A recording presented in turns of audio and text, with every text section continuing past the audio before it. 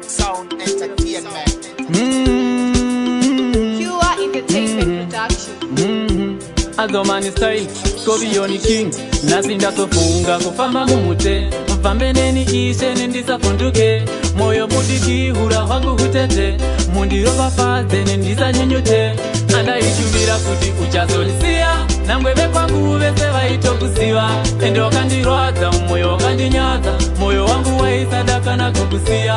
Anda ishubira kuti uchazolisia. Nangwebe kwangu vese vaito kusiwa. Endo kandirwaza, moyo kandinyaza. Moyo wangu waisadaka na kukusia. Moyo wangu pepi ni mtanganda kupa. Ndichitira mangwana, ndiwe chavewe mumba. Nisinga zili kuti uchazondijamuka. Nasi eva uyasa azonyengerwa ninyoka. Ndeka kuteni, bona bang bang. Kandisiya ndiri ndeka ndakapenga brain. Chihodisama, ichi pano toda pain. Ndakawana pain, ndoba ndazoluza gain. Waterera gosiki, zvandisina mari ndokupinzere mubotiki. Ndoimba mutupo wako pano pamaliriki. Iwe baby Anda ishubira kuti uchazolisia. Nangwebe kwangu vese vaito kusiwa. Endo kandirwadza, moyo kandinyaza. Moyo wangu waisadaka na kukusia. Anda ishubira kuti uchazolisia. Nangwebe kwangu vese vaito kusiwa. Endo kandirwadza, moyo kandinyaza. Moyo wangu waisadaka na kukusia. Pekutanga baby ndaivona sema jokes. Ndakazobhiliva pazodarika maweeks. Style pattern variko ku blacklist. Wandisiya ndega wandikanda kureject. Chaninoshuvira daita sangana. Kwandiri kuno todzokerana. Chaninoshuva nde umwe mukana. Anda ishuva tichazorambana. Dzoka, dzoka, dzoka kwandiri wadzoka. Dzoka, dzoka, dzoka kwandiri wadzoka. Anda ishuvira kuti uchazolisia. Nangwebe kwangu vese vaito kusiwa.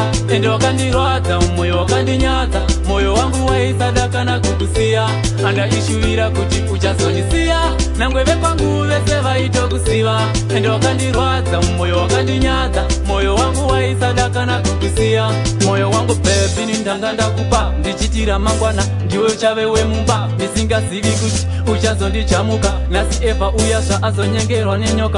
Ndega kuteni, bona bang bang. Kandisiya ndiri ndega ndakapenga brain. Chihodisama, ichi pano toda pain. Ndakawana pain, ndoba ndazoluza gain. Waterera gosipi, zvandisina mari ndokupinzere mubotiki. Ndoimba mutupo wako pano pamaliriki. Iwe baby